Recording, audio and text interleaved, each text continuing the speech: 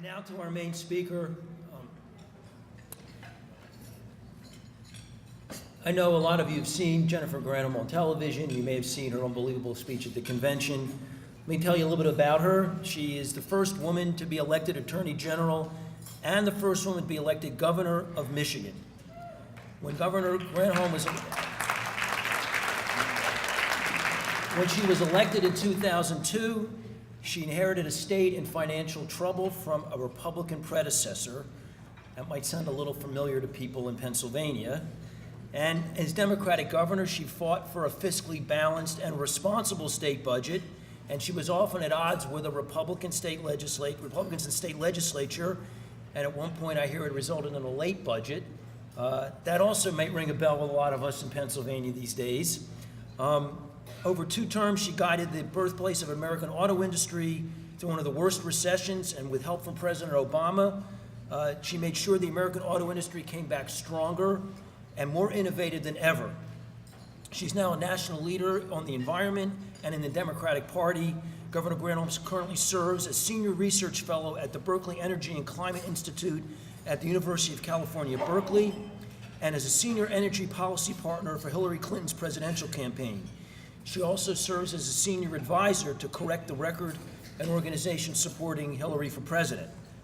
She's a fighter who knows the importance of Democrats running on our values and not away from them in the face of the Republican attacks that we've been seeing.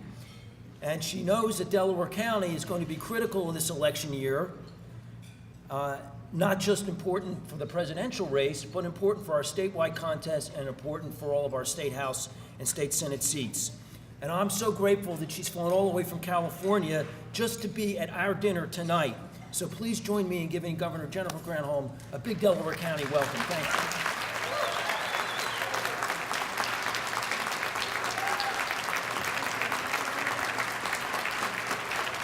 Thank you.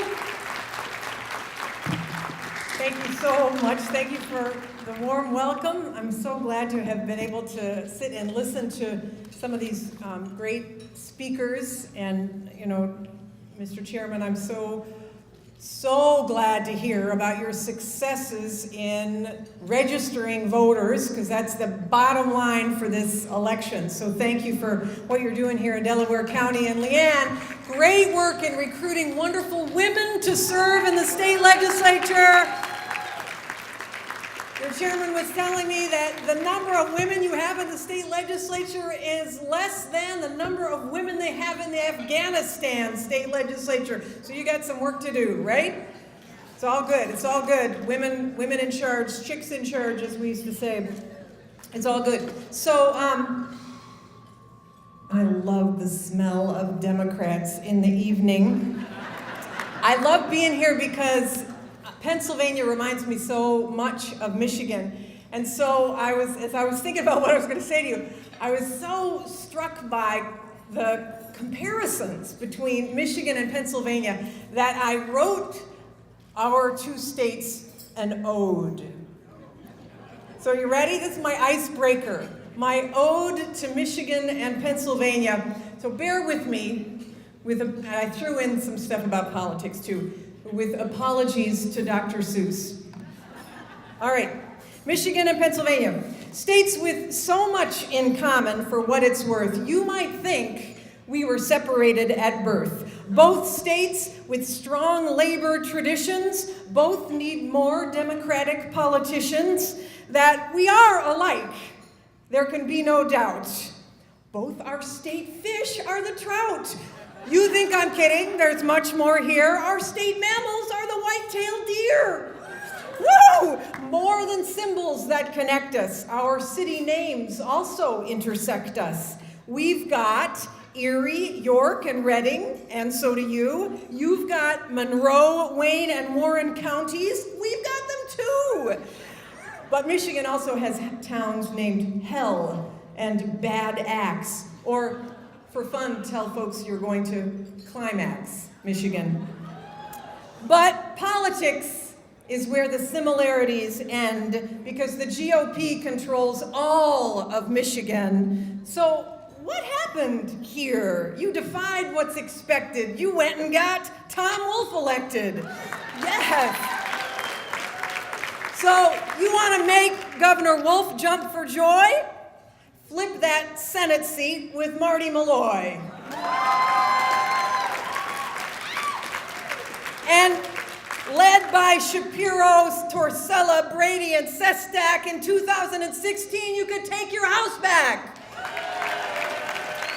It's a great thing that your Gov is a D, because our Gov ran as a nerd and is straight GOP. Both of our state legislatures have one-party control, and in Michigan, it is a right-wing sinkhole. They're poisoning the children of the city of Flint. They're slashing the reach of labor's footprint. They've passed laws making it harder to vote while trickle-down theory gets jammed down our throat. They've made massive cuts to the business tax while funding for schools goes under the axe.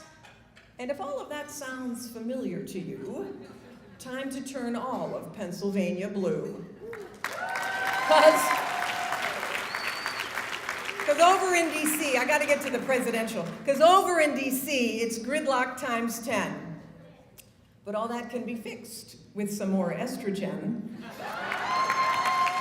The boys had their fun. Let's turn a new leaf. Time for a woman as commander-in-chief. Now, if you're one who's feeling the burn now, in the end, we'll all be together, I vow. Because we know the R's are afraid that we'll hold the White House for another decade. But each of their candidates is a chump, none worse, of course, than Donald J. Trump. He has sown economic adversity, ripping off students at Trump University, but I could care less that he's twice divorced, but I do care about the jobs he's outsourced. He says, I'll bring back the jobs that were let go, but Trump ties are from China, shirts from Mexico. He declared bankruptcy times 4. Do we want him near codes for nuclear war? Oy vey, his issues with women and what it reveals seems the only good women are ones in high heels. Banning Muslims and immigrants are part of Trump's plans. Must all be related to the size of his hands. So will Trump and Cruz keep duking it out? Will Cruz's birthplace keep sowing doubt? Will Kasich get out while the getting is good? Will they stop about defunding Planned Parenthood? Will Trump's violent fans lead to his failing? Can we please have the second coming of VP Sarah Palin? So with the Republicans each blowing his horn, just put up your feet and break out the popcorn. We'll just let them steep in their party of tea. We'll fight for the White House from LA to Erie. So batten down the hatches, amass the artillery. I hope that this crowd is ready for Hillary. For Michigan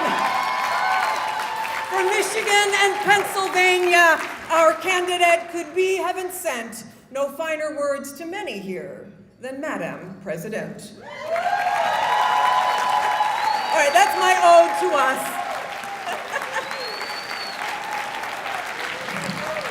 Okay, all right, enough of that silliness.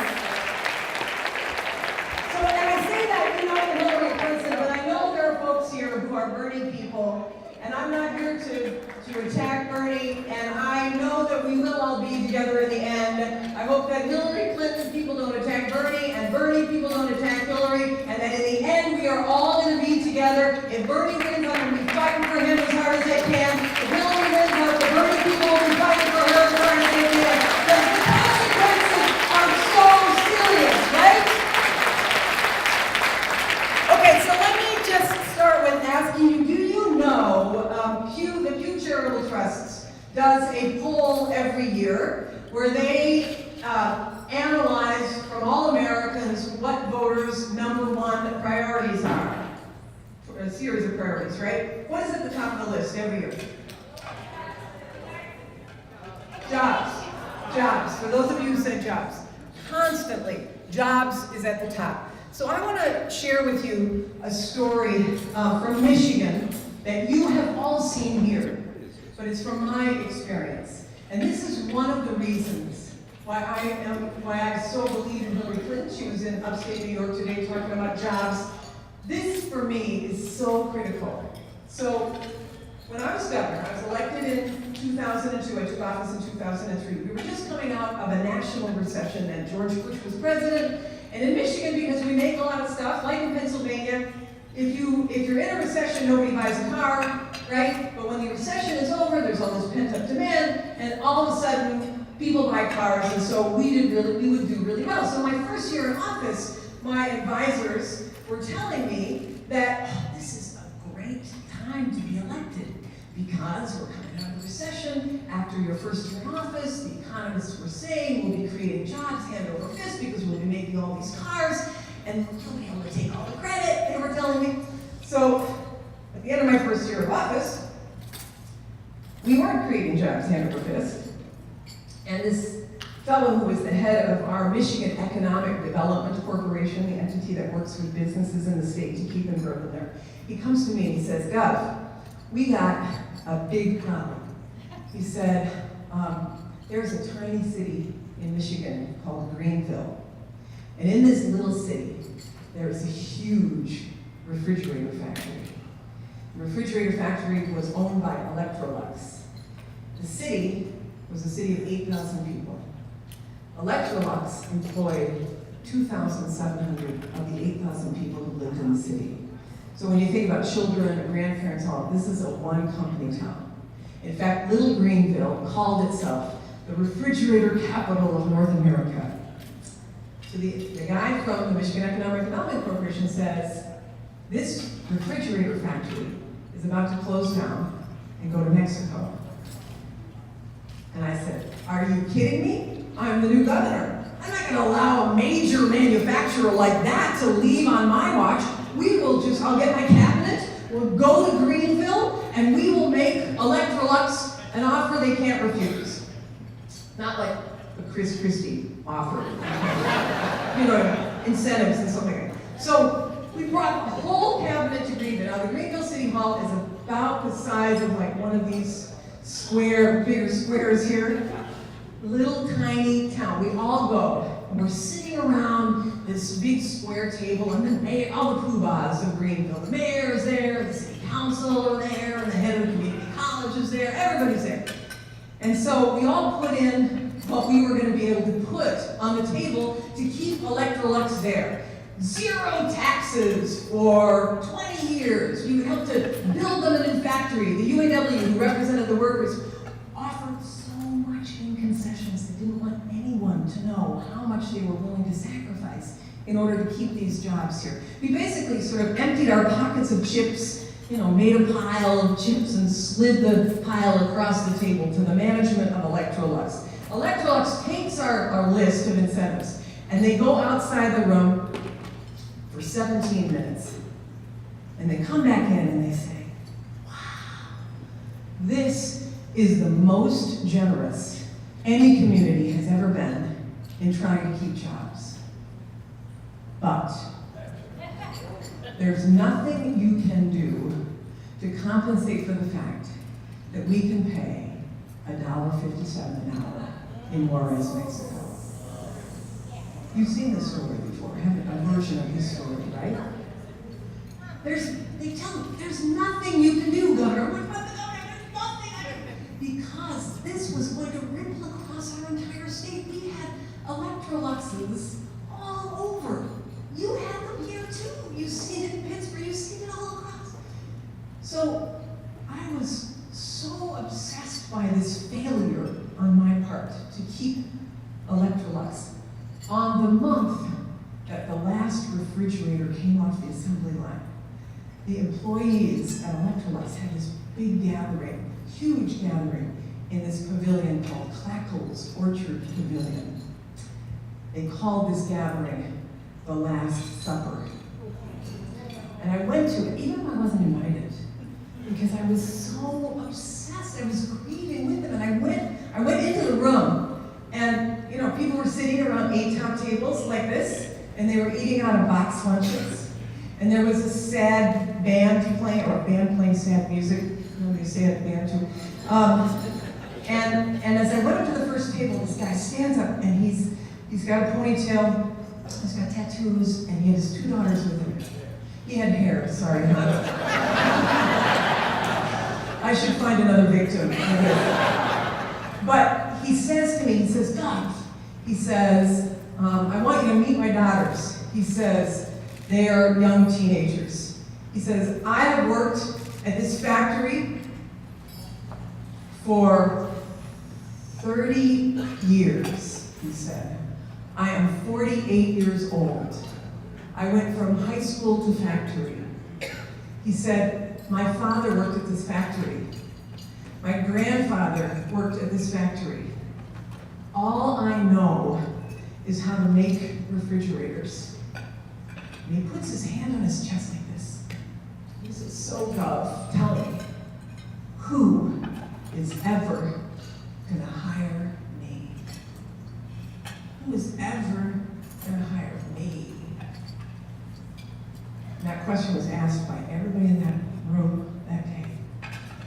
And by everybody in one of the 60,000 factories we've lost since the beginning of this century. Now, I tell you this story because I am obsessed with how we can create good-paying, middle-class jobs in America in a global economy. I'm obsessed with these trade deals.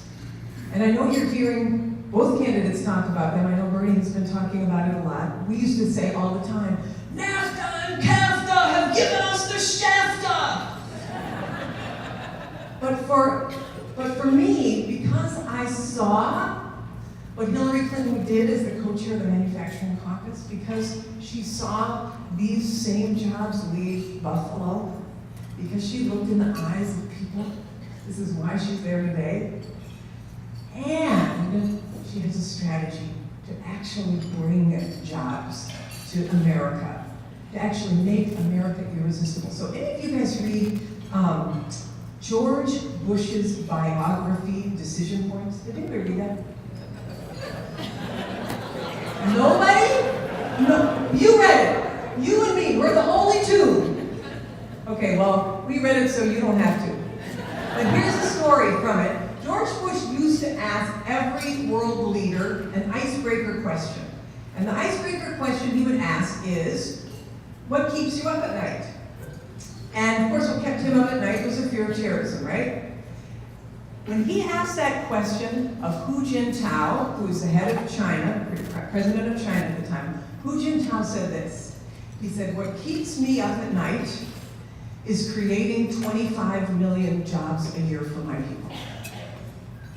Our leaders were kept up at night about how to create jobs for Americans, aren't you? Don't you want leaders who can't sleep until we get jobs here in this country, right? That's why this election is so important. We've got to put in place the right people. Now, I have to share some stats with you guys. All of you got Republicans in your family, or know some, probably, right? You know a few of them. And you know the Republicans are constantly claiming that they are the job creators, right? They claim that mantle. So I have been doing some research. I run this project called the American Jobs Project.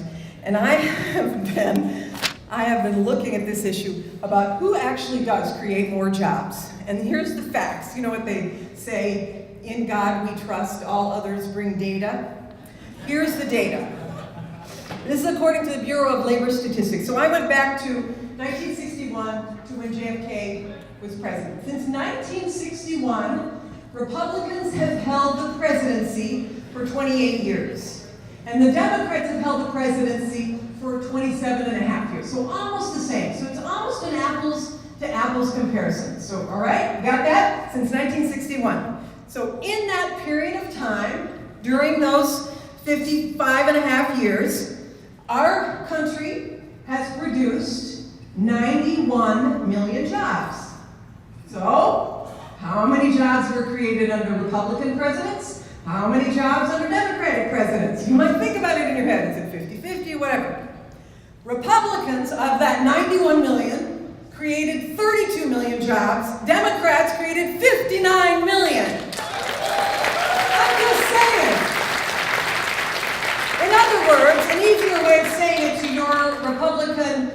Brother Tom or Uncle Joe is Democrats produced 2.2 million jobs per year, and Republicans 1.1 million jobs per year. Democrats producing almost twice as many jobs as Republicans. They cannot claim this brand. Even if you compare President Obama with President Bush, just looking at the net jobs that were created. So under President Bush, 1.5 million net jobs during his 2 terms of office were created. Not such a great record, but anyway, under President Obama, this is including all the jobs that were lost in the first few months of his administration, first year of his administration.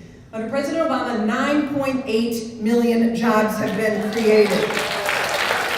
President Obama creating 6 times more jobs than his predecessor, 65 straight months of job creation. And there's another one, 9 of the 10 poorest states are red states. 97 of the 100 poorest counties in the country are in red states. Now, I understand why the Republicans want to claim this job creation mantle.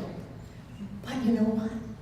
Turns out that the policies of economic opportunity, investing in people, are actually not just right morally, but they're right economically too. Our people do better. So Democrats, Delco Democrats, we have got to be clear and strong about this. Sometimes I feel like Democrats, we've got sort of Stockholm syndrome, you know? You know what I'm saying? We gotta be clear. I used to have a professor at law school who used to say, you answer a tuba with a tuba. You don't answer a tuba with a piccolo. So we gotta strap on our tubas, Delco Democrats. You know what I'm saying? So we gotta be clear about what we stand for as Democrats. This election is gonna be such a fantastic contrast for us. I don't care whether it's Cruz or Trump. I mean, it won't be Kasich, but it'll be either Cruz or Trump, right? We're gonna have such a moment to expand our party because the contrast is gonna be so real, right? Your registration numbers, they're great now. I'm telling you in the general, you're gonna knock the stuffing out of the ball or whatever the metaphor is. So what do we value? What do we value, Democrats? We value workers and work, from the people who set up today to those who will clean up after we've gone. We value workers. Democrats value leaving a campsite cleaner than we found it, and all that entails. We believe that in the richest country on the planet, all Americans should have access to decent, affordable health care. That's who we are. We believe in a big, noisy, diverse table where people of all colors and sizes and shapes and loves are welcome. We believe that our diversity makes us exceptional. Right?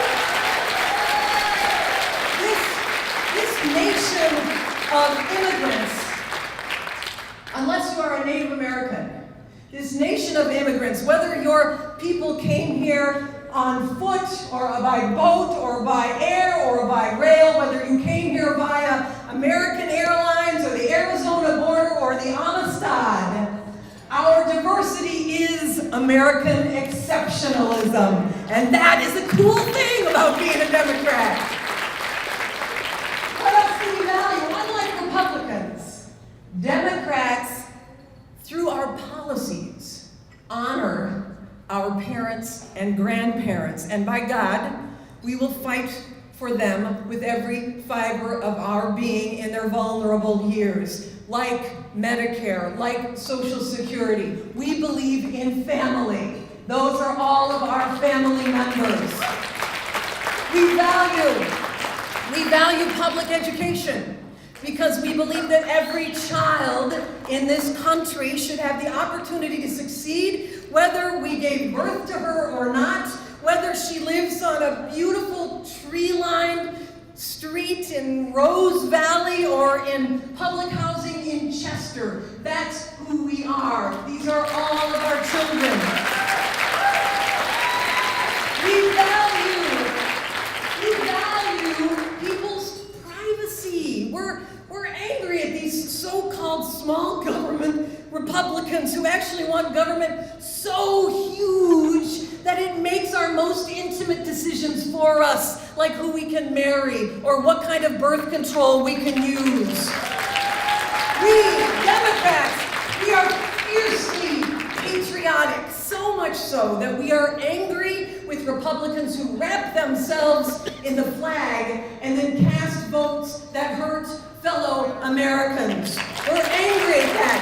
We're angry at the Tea Party Republicans who claim to support our troops and then fail to fund their benefits when they return home. Democrats, we value frugality and fiscal responsibility and balanced budgets. Most of us know at home what it means to reheat the leftovers or to reuse the tin foil or to wash out the plastic bags and reuse them. That's who we are. But we know that sometimes you have to cut what's important in order to fund what's essential. But we are lean, but not mean. And that is the difference. We are lean, but not mean. But here's the other thing that's really important as a value for us, that we can be proud of, is that we believe that if our neighboring community gets hit with a fire, that we darn well are going to band together to help rebuild, even if it means that we may have to kick in a little bit more funds to help.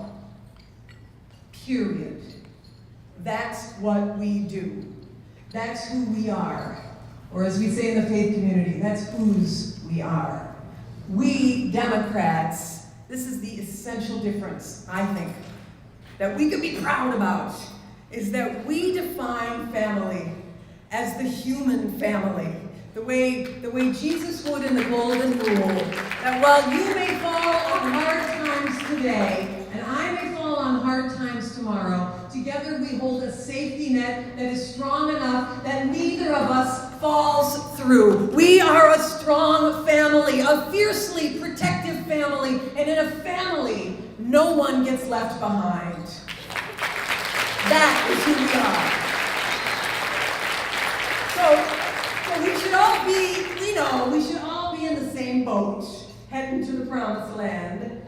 But that there are two boats. There's the Republican boat and the Democrat boat. In the Republican boat, especially these Tea Party Republicans, they want to get to that promised land so fast and more efficiently. So they may throw Grandma out because she can't row as fast. Or they may throw little Maria off because she doesn't have papers. Or they may not allow Brother Mark on because he lost his job. And sure, they may get to the promised land faster, but we believe we are stronger if we arrive with the whole family intact. We are a family, and in a family, no one gets left behind. So, suit up, Delco Democrats. This is our moment to be clear and proud of the differences. Suit up. This is our moment to expand our party, to enlarge our family, to redefine the terms of the debate. This is the time for us to pick up your oar and row, or even better, strap on your tubas. There is. Nancy Pelosi describes this prayer that is on the wall of a bishop in South Africa. And the prayer goes like this. It says, "When at last I stand before the face of God, God will say to me, 'Show me your wounds.' And if I have no wounds, God will say, 'Was there nothing worth fighting for?'"